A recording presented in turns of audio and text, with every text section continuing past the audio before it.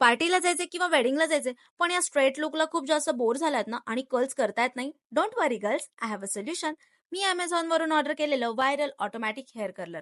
यामध्ये तुमच्या हेअरमधला एक छोटासा सेक्शन ॲड करायचं आणि ज्या साईडला कर्ल्स करायचे त्या साईडचं बटन प्रेस करायचं.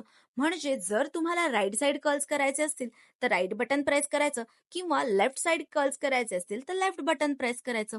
आहे की नाही अमेझिंग प्रॉडक्ट?